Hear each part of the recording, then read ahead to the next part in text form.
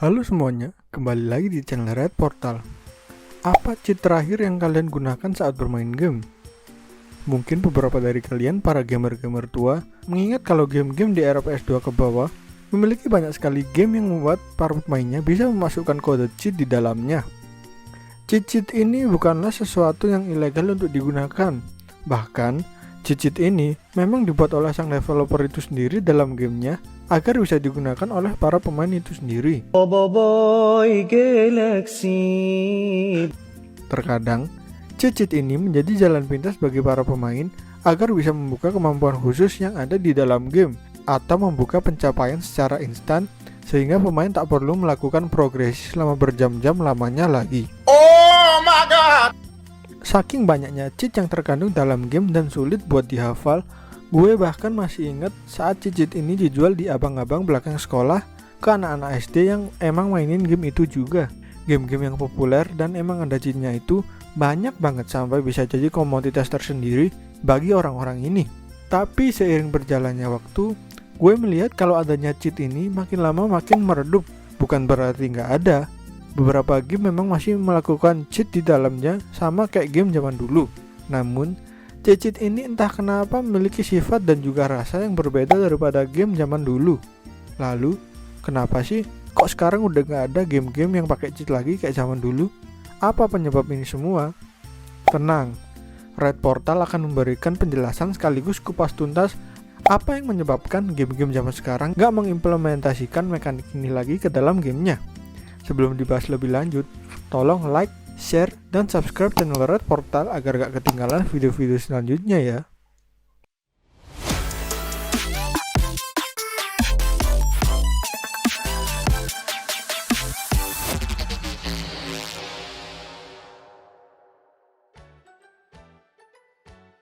Dengan semakin maraknya game-game single player yang rilis di era konsol, semakin banyak pula game-game tersebut menyematkan sebuah kode cheat ke dalam gamenya. Sebenarnya, banyak alasan yang membuat developer memberikan opsi tersebut ke dalam gamenya. Yang pertama, tentu saja kepuasan. Game-game zaman dahulu yang memiliki fitur yang tak sebanyak game sekarang memiliki batasan atau limitasi apa yang mereka bisa lakukan di dalam game-game tersebut. Dan karena limitasi tersebut, banyak gamer yang menjadi bosan karena gameplay yang itu-itu saja. Sebagai contohnya saja nih, bisa kita lihat dalam beberapa cheat milik game Saints Row. Walaupun memang memiliki cheat mainstream seperti membuka semuanya dan semacamnya, Saints Row memberikan cheat unik di mana cheat itu bisa memberikan mode khusus kepada game itu sendiri yang tidak ada di dalam mode standarnya.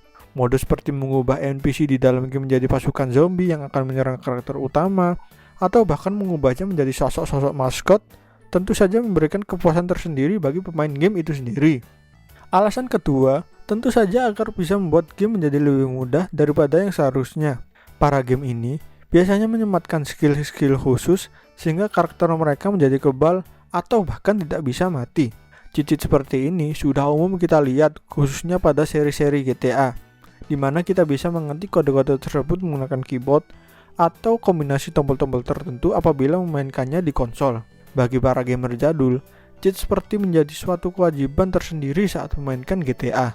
Alasan terakhir kenapa para developer menyematkan cheat ini sendiri adalah agar sebagai jalan pintas bagi mereka untuk mengetahui sejauh mana game mereka telah berjalan mulus. Banyak dari cheat dari game tersebut bisa membuka semua karakter, senjata, atau bahkan level saat pertama kali dimainkan. Hal seperti ini tentu saja memudahkan para developer saat melakukan playtesting dan memeriksa kondisi game yang mereka sedang kembangkan. Para developer tentu saja tidak memiliki waktu yang cukup untuk memulai semuanya dari awal dan memeriksa apakah semuanya akan berjalan dengan benar pada zaman itu. Bahkan gue yakin, profesi playtester di zaman itu yang bertugas untuk mengecek bug dan glitch dalam video game belum sepopuler sekarang. Walaupun banyak game yang sudah menyempatkan kode cheat ke dalam game mereka sendiri, namun banyak pula game-game yang tidak menyempatkan hal tersebut ke dalamnya. Tapi bagi para gamer, itu bukan berarti kalau mereka akan kehilangan sensasi untuk bermain cheat lagi. Karena memang, ada program third party yang dikhususkan hanya untuk melakukan cheat tersebut. Metode tersebut dinamakan sebagai cheat cartridge. Cheat cartridge adalah perangkat fisik yang dirancang untuk mengubah atau memodifikasi permainan video dengan cara memasukkan kode khusus ke dalam game yang sedang dimainkan. Kalian yang biasa menggunakan cheat engine mungkin tak asing dengan metode ini. Namun biasanya, cheat cartridge bekerja dengan mengubah unsur numerik yang ada di dalam video game menjadi sesuai apa yang kita inginkan. Perangkat ini awalnya digunakan pada konsol game klasik dan membantu pemain untuk memanipulasi elemen permainan, seperti nyawa karakter, item, atau lingkungan yang pada gilirannya dapat mengubah cara pemain mengalami game tersebut. Cheat cartridge menjadi sangat populer di masa lalu, terutama dalam era konsol seperti NES, PlayStation, dan konsol lainnya yang memiliki perangkat keras tidak terlalu rumit. Salah satu cheat cartridge yang paling terkemuka dan paling diingat adalah GameShark. GameShark adalah perangkat fisik yang memungkinkan pemain memasukkan kode cheat khusus untuk memodifikasi permainan. Diluncurkan pertama kali pada pertengahan 1990-an oleh perusahaan Datel, GameShark mendapatkan popularitas besar di kalangan pemain karena metodenya yang memang tidak biasa untuk dilakukan pada saat itu. Meskipun GameShark dan cheat cartridge lainnya memberikan kepuasan tersendiri bagi pemain, penggunaan alat ini menimbulkan beberapa kontroversi.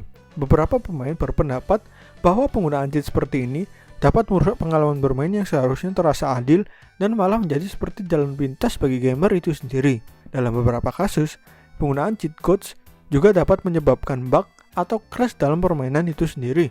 Sayangnya, penggunaan metode cheat seperti GameShark hanya berhenti di era PS2 saja. Karena di era selanjutnya yaitu PS3 dan Xbox 360, GameShark tidak mampu bertahan karena memang konsol-konsol tersebut berubah menjadi lebih ketat dengan sengaja membatasi modifikasi yang tidak sah dalam permainan itu sendiri. Tapi jika memang di era PS3 sudah tidak bisa melakukan GameShark seperti konsol-konsol sebelumnya, lantas bagaimana para gamer bisa melakukan cheat? Sayangnya, tidak ada jawaban yang benar pada pertanyaan ini. Karena memang di era PS3 adalah era di mana penggunaan cheat sudah semakin dikurangi dan tidak semasif penggunaannya seperti dahulu. Bahkan game-game yang dahulunya terkenal akan cheat seperti seri GTA saja sudah tidak mengimplementasikan cheat-nya dengan kreatif dan unik seperti serinya yang terdahulu. Kita ambil saja contohnya pada seri GTA 5, di mana di sana sudah tidak ada lagi cheat yang membuat karakter pemain menjadi kebal, mendapatkan uang yang sangat banyak, atau bahkan memiliki peluru yang tidak terbatas. Ada banyak alasan kenapa cheat seperti ini sudah mulai dikurangi.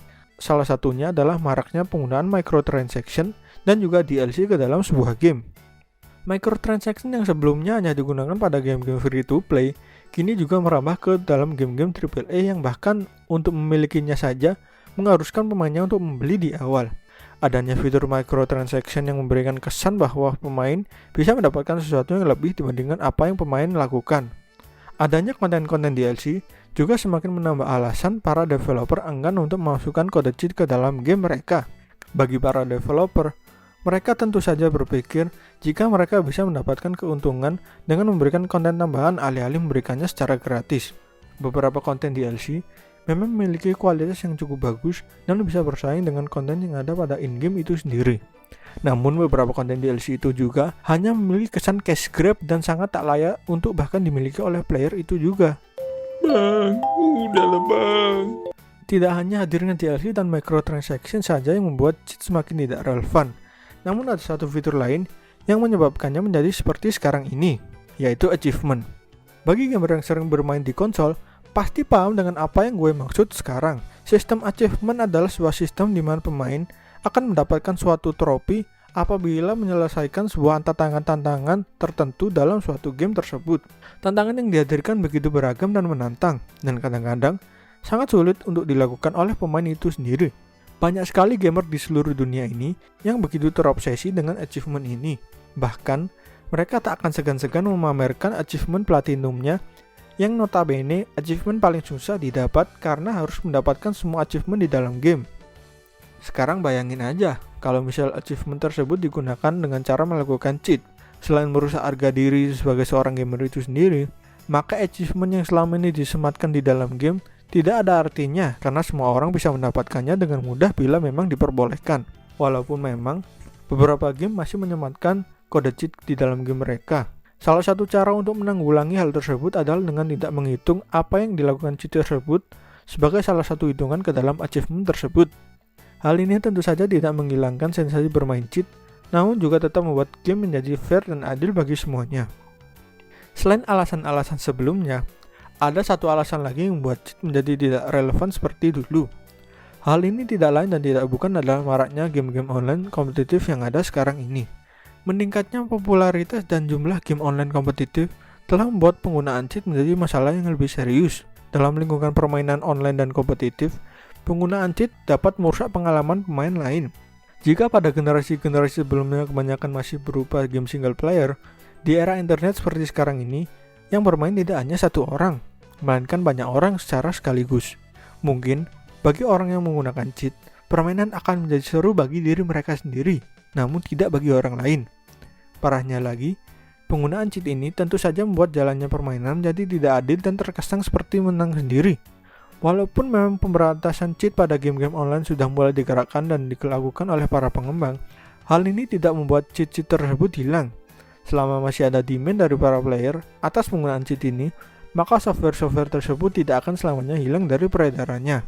Walaupun di masa lalu, gue pribadi sering menggunakan cheat juga. Mungkin bagi player IoDance, gak asing dengan sebuah nama Hikari Hikaru, yang merupakan website yang membuat game item tersebut bisa jadi auto perfect tanpa menekan arah-arah yang seharusnya.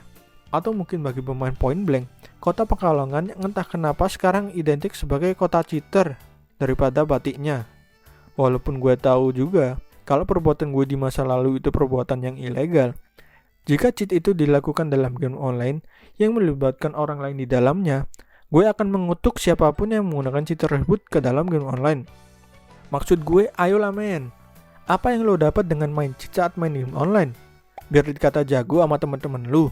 Segitunya kah yang lu harus lakuin sampai ngerugiin pengalaman bermain orang lain hanya demi sebuah pengakuan?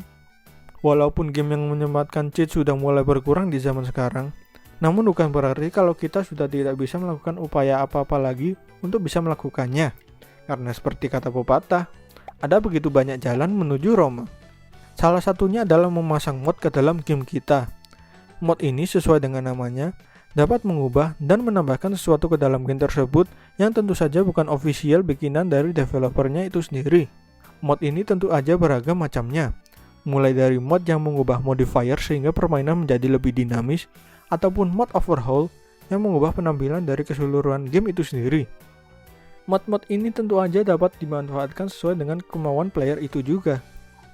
Ada juga yang namanya trainer, yang merupakan software eksternal memungkinkan pemain untuk mengubah segala sesuatu yang ada di dalam gamenya sesuai dengan apa yang bisa dilakukan oleh trainer itu juga. Karena hanya bisa dilakukan di PC, mod memiliki kecenderungan untuk dapat mengandung virus berbahaya di dalamnya jika tidak berhati-hati saat mengunduhnya.